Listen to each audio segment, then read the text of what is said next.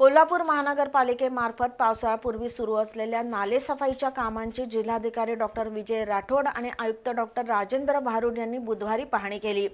Venus corner, गाडी अड्डा, हुतात्मा गार्डन, प्रतिभानगर परिसरातील नालेसफाईच्या कामांची पाहणी करून दोन्ही वरिष्ठ अधिकाऱ्यांनी नालेसफाईची सर्व कामं 31 मे पर्यंत पूर्ण करण्याचे आदेश दिले।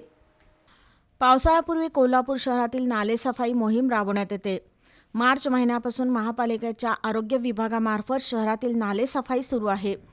बुधवारी जिल्हाधिकारी डॉक्टर विजय राठोड आणि महापालिका आयुक्त डॉक्टर राजेंद्र भारुड यांनी नालेसफाई कामांची पाहणी केली। नाल्यातील संपूर्ण गाळ बाहेर काढून तो ताबडतोब हलवावा। नालेसफाईची कामं 31 मे पूर्वी पूर्ण व्हावीत असे त्यांनी निर्देश दिले। तसंच मनुष्यबळाच्या सहाय्यानं सुरू असलेली कामं पूर्ण करण्यावर भर द्यावा। गाडी अड्ड्यातील पे अँड पार्क सुविधेचा पूर्ण क्षमतेनं वापर होईल याचं नियोजन करावं असंही डॉक्टर भारुड यांनी सांगितलं। तर जिल्हाधिकारी डॉक्टर राठोड यांनीही महापुराची तीव्रता टाळण्यासाठी नालेसफाई योग्य पद्धतीनं व्हावी असे निर्देश दिले।